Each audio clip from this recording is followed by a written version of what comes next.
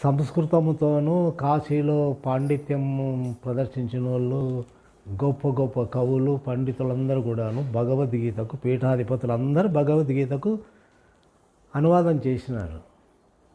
కానీ చివరిలో ఏమన్నాడంటే సత్యసాయి బాబా అందరు రాసినారు భగవద్గీతకు వ్యాఖ్యానం, ఒక్క కృష్ణుడు రాసినది మాత్రమే కరెక్ట్. ఎందుకంటే అది అనిర్వచనీయం, మనస్సులో నుంచి రాలే. మనస్సులో నుంచి వచ్చిందంటే ఏదో ఒకటి కొంత మార్పు వస్తుంది. మనసులోకి వచ్చిందంటే ఖచ్చితంగా మార్పు వస్తుంది. ఇప్పుడు నేను చెప్తున్నా, మీరు వింటూ ఉన్నారు. మీరు వేరే వాళ్ళకు ఈ విషయం చెప్పండి, దీంట్లో కల్పనన్నా కలిపింటారు, లేకుంటే తీసేయనన్నా తీసేసింటారు. ఎందుకంటే నీ అభిప్రాయం ఆడ పనిచేస్తుంది. నీకు నచ్చినప్పుడు పైకి పోతావు, నీకు నచ్చకపోతే కిందికి తీసుకుపోతావు. వాడేమో అట్లే ఉన్నాడు, చెడిపోయేసి నువ్వే పైకి పోతివి కిందికి పోతివి, యాజ్ ఇట్ ఈస్గా లేవు కదా నువ్వు. అది జ్ఞాని ఉంటాడు.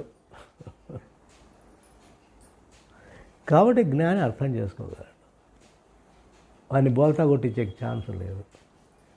బోల్తా కొట్టించినా నువ్వు అనుకోవచ్చు, వానికి తెలిసింటుంది, వాడు పట్టించుకోడంతే. ఎందుకంటే వాడేం చెడిపోయేది లేదు, చెడిపోతాండేది నువ్వు. చెడిపోతా ఉండి నువ్వు మురిసిపోతా ఉండవు, కానీ అక్కడ చెడిపోలే, నువ్వు అనుకుంటా ఉండవు చెడగొట్టినాయని. సాధ్యం కాదు. జ్ఞానికి ఇవన్నీ వర్తించవు. ప్రయత్నం చేసిన మనసు పుట్టదు. అది పోయింది అంటే అది దివ్యత్వమే. మనసు దివ్యత్వంలో నుంచి వస్తుంది కాబట్టి శరీర భావన ఉన్నందువల్ల మనసు అయ్యింది. శరీర భావన అనేటువంటిది పూర్తిగా కట్ అయిపోయిందంటే అది దైవశక్తి దైవంలో లీనమైపోతుంది. ఇంకా తిరిగి శరీరం ఎట్లయితుంది? కాదు కాబట్టి ఆ భావం ఉండదు అక్కడ. ఇంకా ఆ శరీర భావనలు ఎవరి మీద కూడా శరీర భావన అది చూడలేరు వాళ్ళు. అట్లే ఉంటుంది, అందరి మీద సమానంగా వర్షిస్తూ ఉంటుంది. అది భేదాలు ఉండవు. ఎంత దుర్మార్గుడైనా స్పందన వస్తుంది వానికి, వాళ్ళలో మార్పు వస్తుంది. అంతటి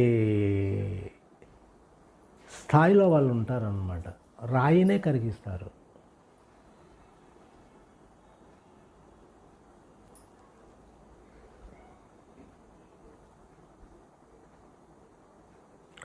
కొండను కదులు అంటే కదులుతుందంట. మనకు మహదాశ్చర్యం. సముద్రాన్నే మింగేసినాడు ఒక మహర్షి. అది ఎట్లా సాధ్యం అంటే అంతే. అంత నూరు అంత కడుపు ఉంది, ఎట్లా బాగా నీళ్ళు బట్టి నీ దృష్టి అంతా కడుపు వరకు నోరు వరకే ఉంది.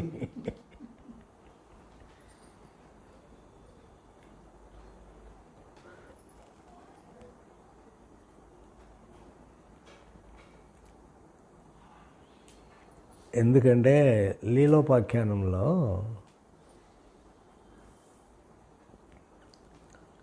మూడు జన్మలు భార్యకు తెలుస్తుంది, చెప్తుంది అన్నమాట.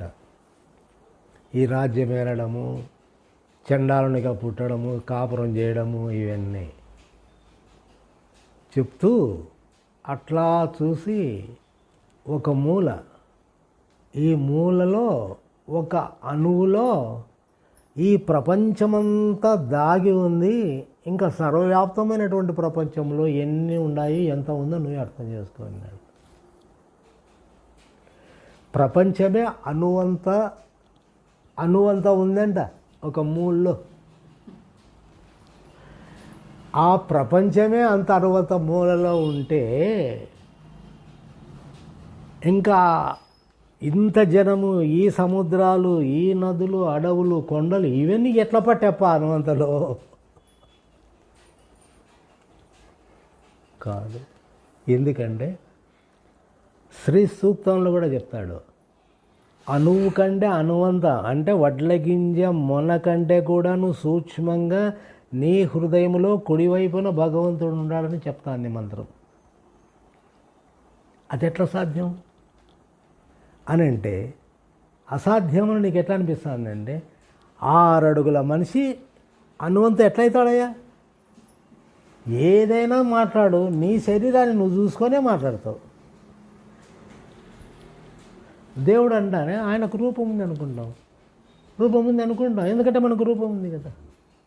కాబట్టి ఆ రూపంతో అంత అణువంత సన్నగా ఎట్లయితాడు? సాధ్యం కాదు కదా. అంటే ప్రతి ఒక్కటి కూడాను శరీర దృష్టితో అది పోచూడు. ఇప్పుడు కైలాసానికి పోయినాడు అయ్యావాడు అంటాం, మన చేతుల ద్వారా మనమే గుంత తీసి వాడిని గుంతలో పండబెట్టి బూడిసినాము. వాడు ఎట్లా పోతాడు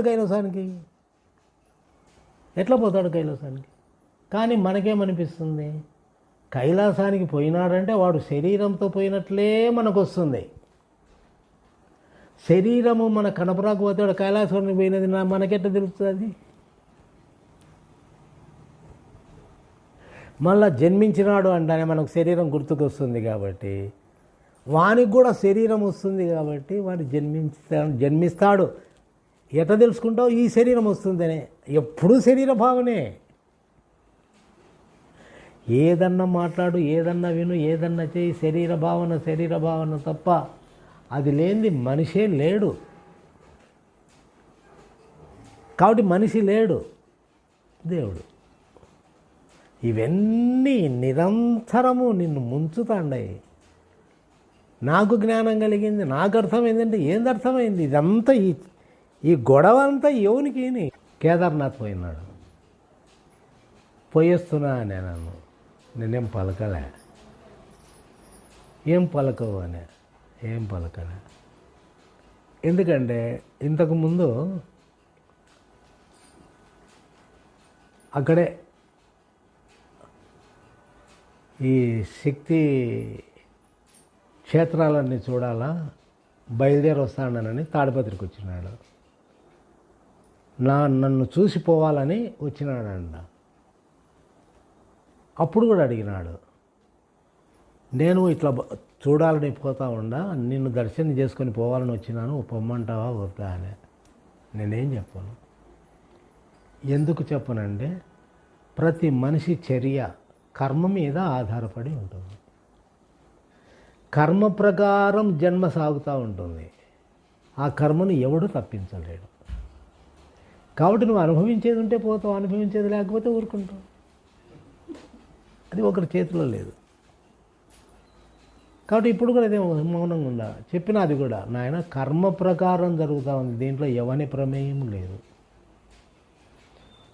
వద్దు అని నేను అనుకో, అది కర్మ పోయేటట్లే ఉంటే నువ్వు ఖచ్చితంగా పోతావు. ఎవని మాట అయినావు, ఉండేది ఉంది. ఎవడు చెప్పకుండా నువ్వు ఉంటావు అంతే. ఒకటి చెప్పాల్సిన బాధ. బాహ్యక్రియలన్నీ చూడు, మనం ఏం చేసినా కర్మ ప్రకారమే. ప్రతిదీ కర్మ అంటాడు రమణ మహర్షి. నువ్వు చెయ్యిని కదిలిస్తాండవంటే కర్మ ప్రకారమే నువ్వు చెయ్యి. ఎప్పుడు ఏది కదిలించాలో అది కదిలిస్తాడో కదులుతాడు అంతే. కాబట్టి కర్మకు వదిలేసే అన్నాడు. కర్మ ప్రకారం జన్మ సాగుతూ ఉంది, అట్లయినా దివ్యత్వం వస్తుంది. కర్మ మీద పూర్తి వదిలేసేయాలి మనం, ఫ్రీ అయిపోతాను. లేదు నేను ప్రశాంతంగా ఉండాలా, ప్రశాంతంగా ఉండు. కర్మ అంటారు. కర్మ అంటారంత ప్రశాంతత ఉండాలి నీకు. కర్మ అంటేనప్పుడు సాధన చేయకపోతే ఎట్లా అనిపిస్తుంది నీకు?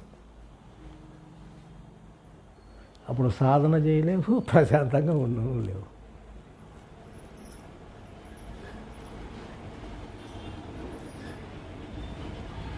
కాబట్టి మన సాధన కూడా అంతే, అన్ని కర్మ మీదనే ఆధారపడి ఉన్నాయి.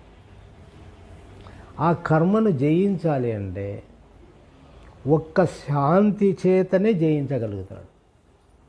ఇంకా వేరే మార్గం లేదు. శాంతి అంటే దైవశక్తి. అది దాన్నే ఆత్మానుగ్రహము, దైవానుగ్రహము, గురువు అనుగ్రహము ఏమన్నాను శాంతే. అది కర్మను జయిస్తుంది, అన్నిటికీ అతీతంగా వెళ్ళిపోయేటట్టు చేస్తుంది. అప్పుడు ఏ సిద్ధాంతాలు దేని మీద నీ మనసు పోదు. ఇంకా నా కర్మ అనవు, ఏమి అనవు, ఊరుకుంటావు.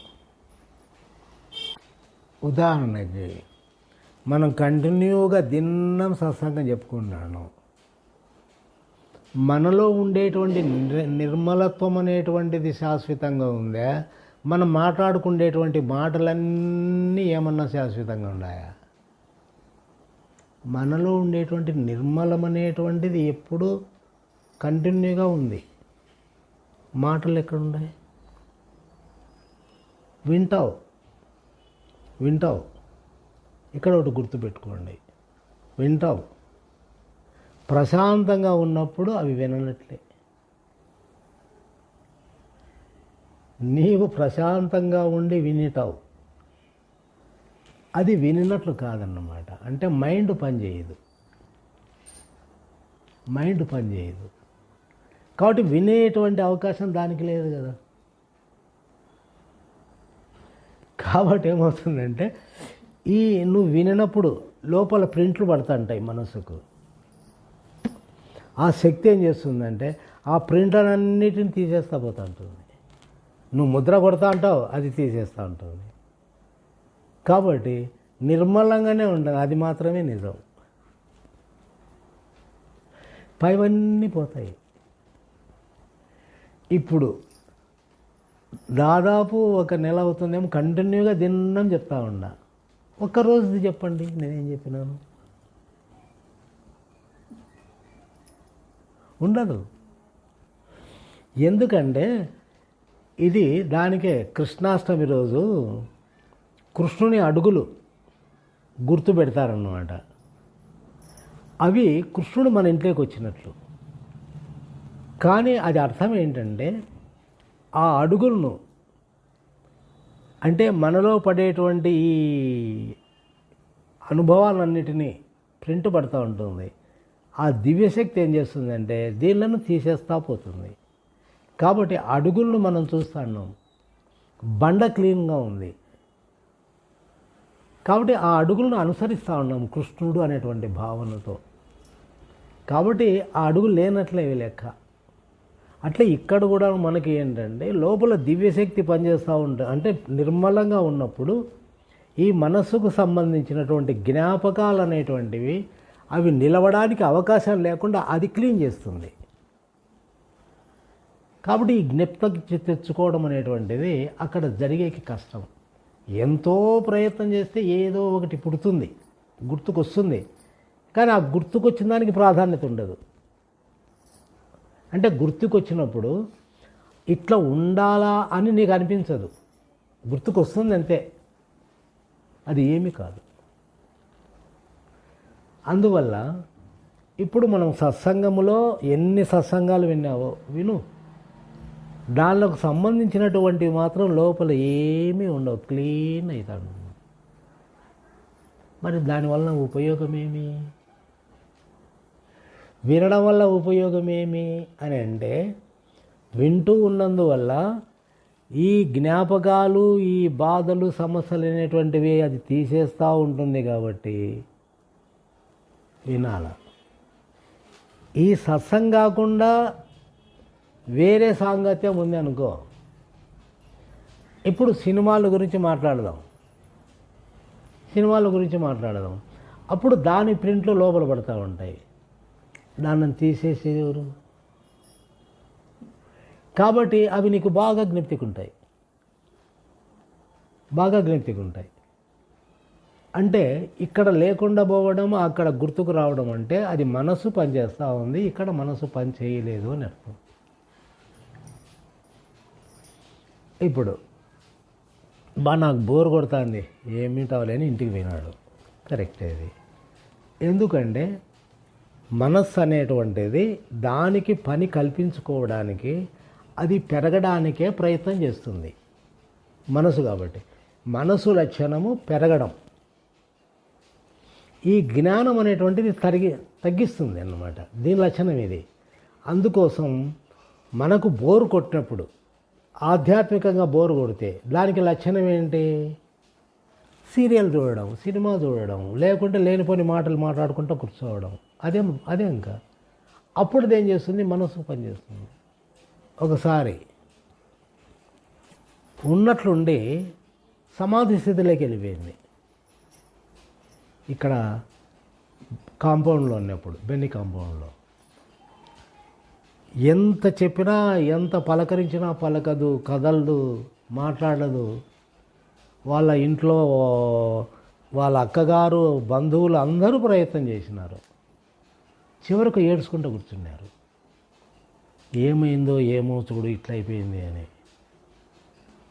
అప్పుడు నాకు ఫోన్ చేసినారు, ఇట్లా విజయమ్మ చాలా సీరియస్ స్థితిలో ఉంది, ఈ ధ్యానంలో కూర్చున్నప్పుడు అట్లే పడిపోయింది, ఇంకా మాట లేదు, కదలిక లేదు, తిండి లేదు, నీళ్ళు లేవు, ఏమి లేవు, పలకడమే లేదని ఆలోచన చేస్తే, ఏమొద్దమ్మా, ఆమెను ఎత్తుకొని పోండి, టీవీ పెట్టండి, టీవీ పెట్టి పెద్దగా సౌండ్ పెట్టు, మీకు ఆమె మీద మీకు భయం పుట్టింది కాబట్టి. కానీ ఆమె ఏ స్థితిలో ఉండాలనో ఆ స్థితిలో ఉంది అనేది నాకు తెలుసు. మీకు భయం పుడుతూ ఉంది, ఏమో జరిగిందని మీరు అనుకుంటున్నారు. కాబట్టి టీవీ తీసుకొచ్చి ఎదురుగా పెట్టండి, ఆమెకు బాగా కనపరావాలా, సౌండ్ పెంచండి. పెట్టారు టీవీ.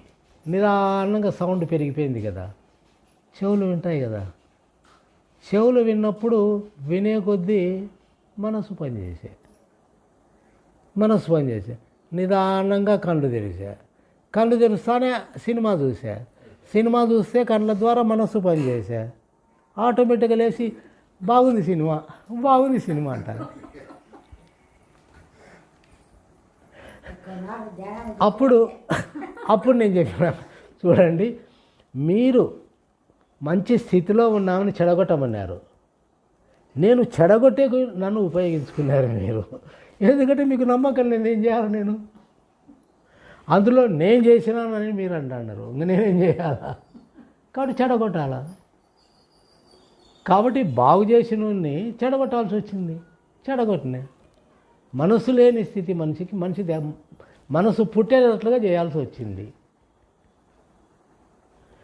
కాబట్టి అక్కడ ఏం లేదు. అందుకే చూడు, బాగా తపస్సు చేస్తూ ఉండేటువంటి రాక్షసులను చెడగొట్టడానికి ఇంద్రుడు ఏం చేసినాడు? రంభ, ఊర్వశి, మేనక వరుసగా పంపించినాడు.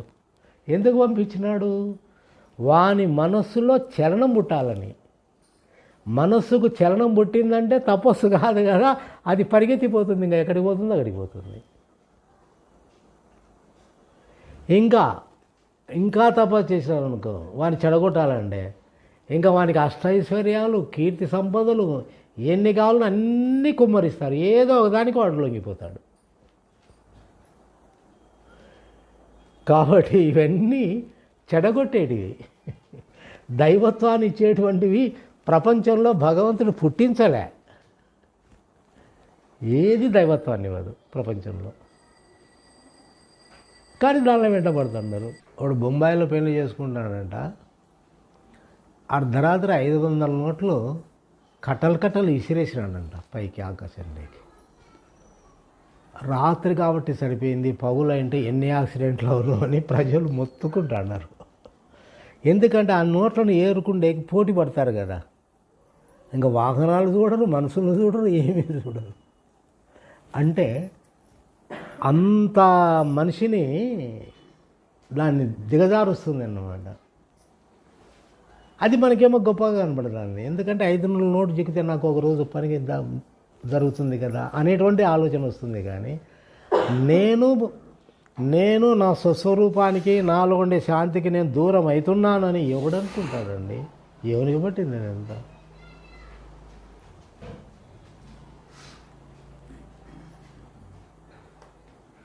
కాబట్టి ఇవన్నీ భగవంతుడు ఎందుకు ఇచ్చినాడంటే, ఇదంతా నీకు దివ్యత్వం కావాలన్నా, ఇవి కావాలన్నా, నువ్వే తెలుసుకో. దివ్యత్వం కావాలి అంటే ఇవన్నీ ఏం పనికిరావు. దివ్యత్వం వద్దంటే దీనిల కంటే విలువైంది యా జన్మలో లేదు, ఇంకా ప్రతి జన్మకు ఇవే విలువ. ఇదే పరీక్ష. ఇదే పరీక్ష. మళ్ళీ ప్రత్యేకంగా పరీక్ష అయింది. ప్రతి ఒక్కటి పరీక్షే.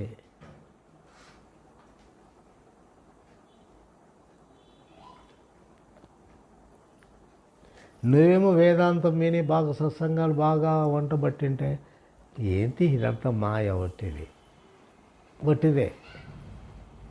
కుర్చీలో కూర్చున్నావు, టక్కున నెక్లెస్ కనపడింది, కుర్చీ ఆటి పోయింది, నువ్వే పోయినావు, అది మాత్రం నీ జోలిలోకి వచ్చి ఉంటుంది. అంటే ఇప్పుడు మనస్సుకు విలువ ఉంది అనేటువంటి ఆలోచన ఎక్కడి నుంచి వస్తుందండి?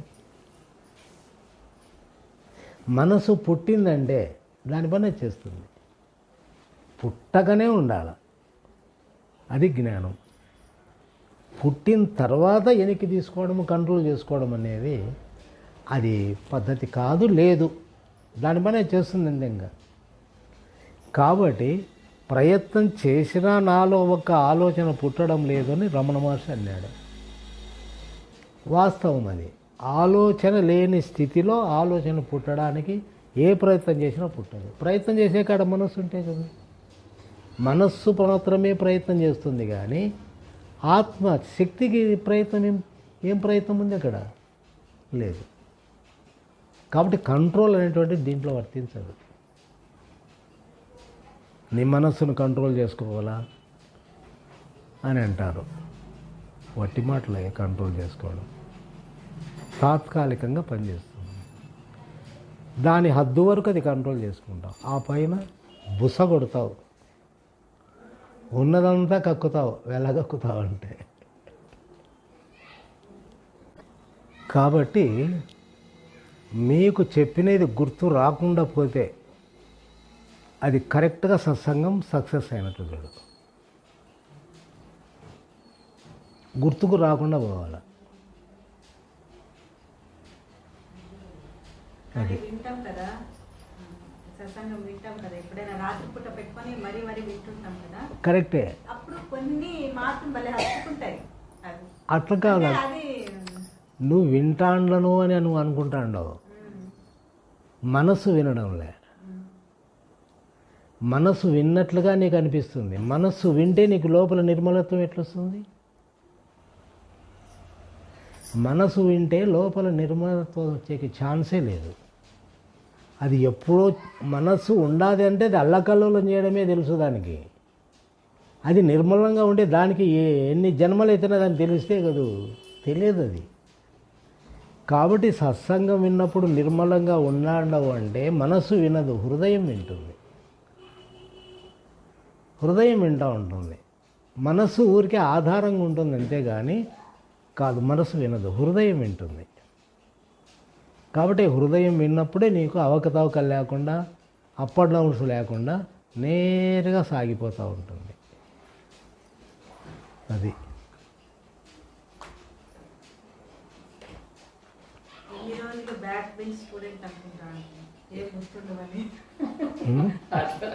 గుర్తు లేకపోతే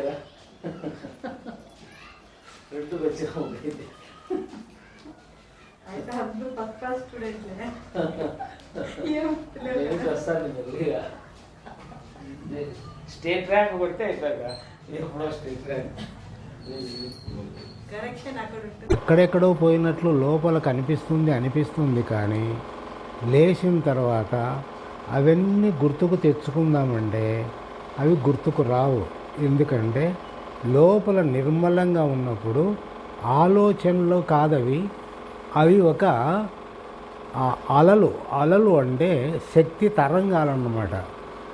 రూపము ఉండి ఆకర్షణ కలిగి నీలో వికల్పం కలిగితే అది మనస్సు అవుతుంది. కానీ ధ్యానంలో నిర్మలంగా ఉండి నువ్వు కూర్చున్నప్పుడు నీ మనస్సు కదులుతూ ఉంటుంది. అయితే స్పష్టమైనటువంటి రూపము కానీ అది లాగడం కానీ జరిగి నీ యొక్క శాంతి లేకుండా డిస్టర్బ్ జరిగితే అది మనస్సు అవుతుంది. అలా లేకుండా లోపల కదలికలు ఉంటాయి. ఆ కదలికలు అనేటువంటివి శక్తి తరంగాలు అన్నమాట. అవి దానిల మీద మనం దృష్టి పెట్టినప్పుడు అది దానిలకు రూపం ఉండదు, కానీ కదులుతూ ఉంటాయి. ఆ కదలడం అనేటువంటిది శక్తే చరిస్తూ ఉంటుందన్నమాట. అది అన్నమాట కదిలినట్టు కనబడుతుంది, కానీ అది మనసు కాదు, వైబ్రేషన్స్ అవి. ఎందుకంటే అది కదులుతున్నా కూడా నీళ్ళు నిర్మలంగా ఉంది కదా. అదే మనస్సు అయితే లాగుతుంది బయటికి, ఎక్కడికో వెళ్ళిపోతావు. ఇంకా నీకు ఆ ధ్యానం అనేటువంటిదే కుదరదు, ఇంకా అక్కడే తిరుగుతూ ఉంటావు బయటనే. ఇంకా అది నిన్ను బయటికి పోనీయకుండా లాగుతుంది కదా లోపలికి.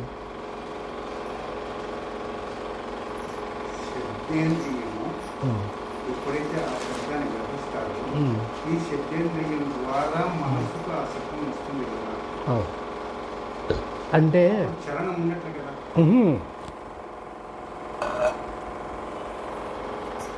శబ్దం వినండి, శబ్దము ఉన్నలే పర్వాలే, రికార్డ్ పెట్టినావా? ఆఫ్ చేయ.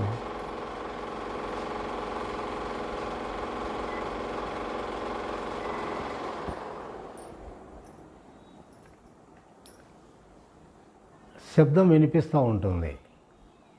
మీరు అట్లే నిర్మలంగా ఉండాలనుకోండి, శబ్దం మీద అది మీకు దృష్టి ఉండదు, శబ్దం వినిపించదు, అది మీకు తెలియదు. సమయం పడుతుంది, సమయం లేదు, కొన్ని క్షణాలలోనే ఇది జరుగుతుంది. అంటే శబ్దం మీద నీ దృష్టి పడినప్పుడు శబ్దం వినిపించినట్లు అవుతుంది, కానీ వినిపించినట్లయినా కూడా లోపల నీకు నిర్మలత్వం ఉండాలి.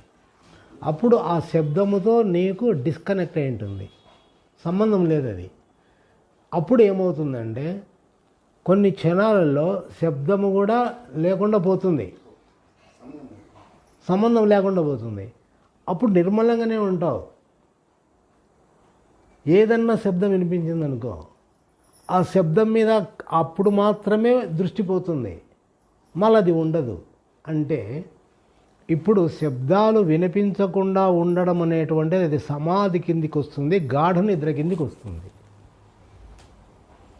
ధ్యానం చేస్తున్నాను కదా, నాకు ఏవి కనపడకుండా, ఏ అనుభవాలు లేకుండా, ఏ వికారాలు లేకుండా బయటికి పోకుండా ఉండాలి కదా ధ్యానం అంటే అని అంటారు. కాదు, అది కాదు. ఎందుకంటే భగవాన్ అంటాడు, వింటున్నావు, వాటి ప్రభావము నీ లోపల పడకుండా పోతే అది సరైనటువంటి ధ్యానం అని చెప్తాడు. వింటున్నావు, కనిపిస్తున్నాయి, అన్ని అనుభవాల లోపల ఉన్నాయి, అయితే అవి నీకు వికల్పం కలిగించకుండా ఉన్నాయా లేదా, అది కావాలి. అవి నీకు డిస్టర్బ్ కలిగిస్తే అది మనస్సు అవుతుంది. డిస్టర్బెన్స్ లేకుండా నీలో నిర్మలంగా ఉండాలి, ప్రశాంతంగా ఉండాలి అంటే అవి శక్తి తరంగాలు అవుతాయి, మనసు కాదు. శక్తి తరంగాలు మూవ్ అవుతూ ఉంటాయి అన్నమాట. కాబట్టి ఏదైనా సరే ఇప్పుడు వింటున్నావు, ఇప్పుడు మనసు నిర్మలంగా పెట్టుకొని నువ్వు నడుస్తున్నావు, చూస్తున్నావు. చూసేది దేని మీద దృష్టి ఉండదు, పోతా ఉంటావు, దృష్టి ప్రత్యేకంగా ఉండదు. వింటూ ఉంటావు, అది ప్రత్యేకంగా ఒక వినడం అంటూ జరగదు. మాట్లాడుతూ అంటావు, ప్రత్యేకంగా మాట్లాడుతాను అనేటువంటిది అనిపించదు అన్నమాట. అన్ఎక్స్పెక్టెడ్గా జరుగుతూ ఉంటాయి అన్నీ లోపల నిర్మలంగా ఉన్నప్పుడు. ఆ టైంలో ఎవరన్నా మీ ఫ్రెండే ఉన్నాడు అనుకో, నిన్ను పలకరిస్తాడు, నువ్వు చూసింటావు, వెళ్ళిపోయింటావు. కానీ ఏం నిన్న సాయంకాలం నువ్వు పోతా ఉంటే నేను పలకరిస్తే నువ్వు పలకకుండా పోయినావే, ఏం నేను అంటే అంత నీకు అభిప్రాయం ఎందుకు పుట్టింది అంటాడు. అరే చూసినానరా, చూసినా కానీ నేను చూడలే అంటే ఫ్రెండ్ కనపడినట్లుగా నీకు అనిపించింది, కానీ ఆ ప్రభావం అనేటువంటిది లోపల పడదు. కాబట్టి అది చూసినా చూడనట్లుకి లెక్క, అంతే. ఆడ మనసు యాక్షన్ చేయదు, లోపలనే ఉంటుంది అది. కాబట్టి దీన్ని సహజ స్థితి, సహజ సమాధి స్థితి అన్నాడు రమణ మహర్షి. ఇక ఏది కనపరాకుండా ఇప్పుడు ఉన్నట్లుండి వెంటనే సమాధి స్థితిలోకి వెళ్ళిపోతారు. మనసు ఉండదు, చెవులు పనిచేయవు, కళ్ళు పనిచేయవు, అన్నీ బంద్ అయిపోతాయి. అది గాఢ నిద్ర కిందికి వస్తుంది. గాఢ నిద్రలో కూడా అన్నీ పోతుంటాయి కదా. ఇక్కడ కూడాను సమాధి స్థితి అని ఎందుకన్నారంటే అక్కడ గాఢ నిద్రలోకి వెళ్ళిపోతావు, ఇక్కడ తన్మయత్వంలోకి వెళ్ళిపోతావు. తన్మయత్వం అంటే సారాయి తాగినోనికి మత్తు వస్తుంది, మత్తులోకి వెళ్ళిపోతాడు. అది ఒక రకమైనటువంటి మనసు లేని స్థితి. కాబట్టి అట్లా గాఢ నిద్ర కాకూడదు, ఇట్లా సమాధి కాకూడదు, నిద్ర కాకూడదు, ఆలోచనల ప్రభావం లేకుండా ఉండాలి. అప్పుడు నీలో శక్తి పనిచేస్తానట్లు లెక్క. దానికి ఇవన్నీ ఏ దానితో సంబంధం అంటూ ఉండదు, ఉంటాయి, విడిగా ఉంటాయి. అది కావాల్సిందన్నమాట మనిషికి. ఆ స్థితిలో ఉన్నప్పుడే మనం అన్నీ ఉన్నా ఏమీ లేని వాళ్ళం అవుతాం. అంతేకాని మర్చిపోవడం కాదు, తప్పించుకోవడం కాదు. ఇక్కడ ఉండి వేరు కావడం, అది జ్ఞానం అవుతుంది, అది సత్యం అవుతుంది. కాబట్టి అన్నీ ఉంటాయి. ఇంకొకటి, అన్నీ ఉన్నా కూడా నేను ఉండదు. చూడండి, నేను అనేటువంటి శరీర భావన ఉండదు. నేను అనే శరీర భావన ఉంది అంటే ఆలోచనలకు ప్రభావం వస్తుంది. ఇంకా ధ్యానంలో ఉన్నప్పుడు శరీర భావన ఉండదు కాబట్టి నీకు సమస్య లేదు. ఎందుకంటే అన్నీ ఉంటాయి. శబ్దం వినపడుతూ ఉంటుంది, వేరే వాళ్ళు మాట్లాడుతూ ఉంటే మాటలు వినపడతాయి, అన్నీ ఉంటాయి. కానీ లోపల మాత్రం హాయిగా ఉంటుంది, నిర్మలంగా ఉంటుంది. అంటే ఉన్నా కూడాను దానితో సంబంధం పెట్టుకునేది నేను అనేది లేదు. కాబట్టి అవి వింటున్నా కూడాను నేను లేనందువల్ల సంబంధం లేకుండా దాంట్లో దాకా అవి ఉంటాయి అంతే. ఆ ఉండేటి ఉన్నవి ఉన్నట్లుగా ఉన్నప్పుడు నీకేం సమస్య? నువ్వుగా ఉండవు, నువ్వుగా ఉండవు, అవి అవిగా ఉంటాయి, ఉన్నిలే. దానితో నీకు సంబంధం లేదు కదా. కాబట్టి ఇంకేముంది? అది నిజమైనటువంటి ధ్యానం అన్నమాట. అన్నీ విస్మరించడం, ఏది లేకుండా పోవడం అనేటువంటిది అది కాదు. అది సమాధి స్థితి అవుతుంది, లేదా గాఢ నిద్ర అవుతుంది. కానీ తిరువన్నామలలో ధ్యానవంతంలో కూర్చుంటే అక్కడ ఏ ప్రయత్నము ఉండదు, ఏది ఉండలేదు. మరి నిద్ర వచ్చిందా? అక్కడ అది నిద్ర కాదు, కానీ ఏమీ తెలియకుండా పొజిషన్ ఉంటుంది. ఏమీ తెలియకుండా పొజిషన్ వచ్చినప్పుడు ఆడ మనసు లేదు అని అర్థం. మనసు లేదు. నిద్ర అంటారు మీరు? ఆహా, నిద్ర అంటే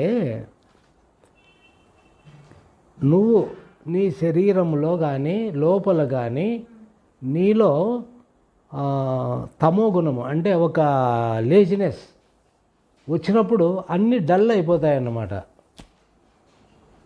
డల్ అయిపోతాయి. అట్లా ఉన్నప్పుడు అది మనసు అవుతుంది. ఇప్పుడు నువ్వు డల్ కాలేదు కదా. లోపల నీకు చలాగిగా ఉంది అని అంటే శక్తి పనిచేస్తూ ఉంది అక్కడ. అవును, కరెక్టే, శక్తి పనిచేస్తూ ఉంది. నీకు ఒకవేళ వినపడినా సమస్య లేదు, విన్నా సమస్య లేదు అని చెప్తున్నా నేను. లేదు, వినపడినా సమస్య లేదు, వినపడకున్నా సమస్య లేదు. ఎందుకంటే దాంతో నీకు కనెక్షన్ ఉండదు. ఎందుకంటే నేను ఉండదు అక్కడ, నేనుండదు. అందువల్ల వినపడినా నష్టం ఏం లేదు, వినపడకుండా నష్టం లేదు, విన్నా నష్టం లేదు. దీనికి నీలో ఉండేటువంటి నిర్మలత్వానికి అది సహజ సమాధి అన్నాడు రమణ మహర్షి. ఆ సహజ సమాధికి ఇవన్నీ సంబంధం లేదు. అన్నీ ఉన్నాయి, ఉన్నిలే, దానితో ఆటంకం లేదు కదా. అక్కడ ధ్యానవంతంలో కూర్చున్నప్పుడు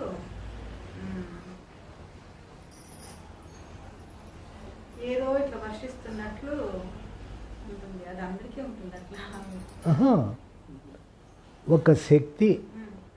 ఒక శక్తి స్వాధీనం చేసుకున్నట్లుగా అనిపిస్తుంది ప్రతి ఒక్కరికి.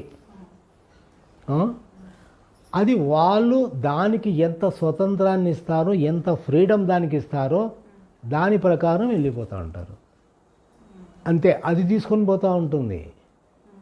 అక్కడ నీ ప్రయత్నం ఉండదు. ప్రయత్నం లేకుండా. ఉండదు. ఆ శక్తి నిన్ను స్వాధీనం చేసుకుంటుంది.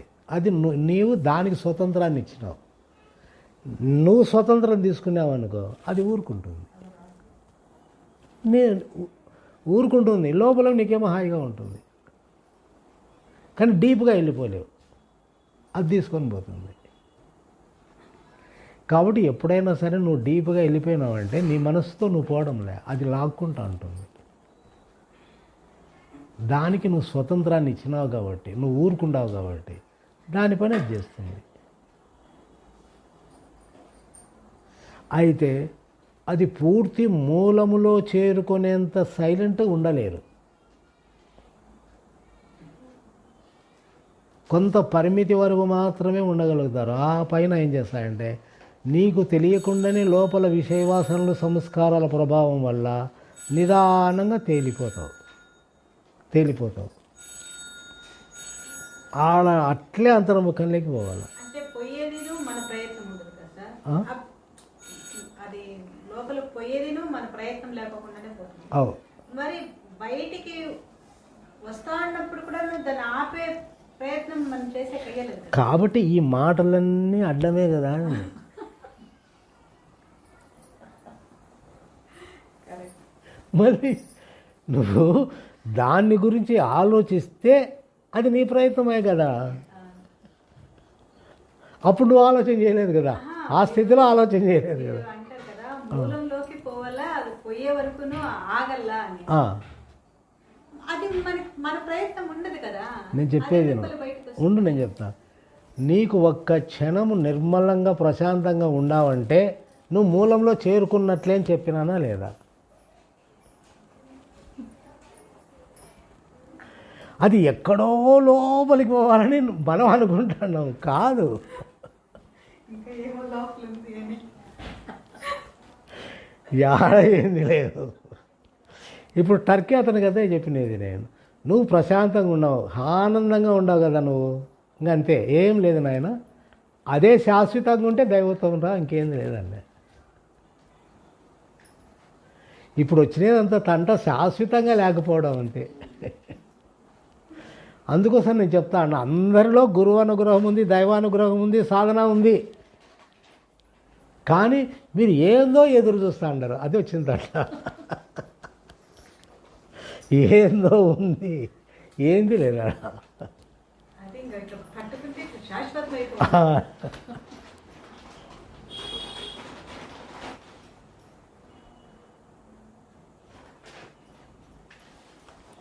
నిన్ను పట్టుకుంటేనే కదా మనం లోపలికి వెళ్ళిపోతాండి. అది ఇంకా మళ్ళీ ఏందో ఎక్స్ట్రాగా ఏంది పట్టుకుంటుంది నిన్ను. అదే నిన్ను తీసుకొని పోతాంది, నువ్వేం పోలేవు మళ్ళీ.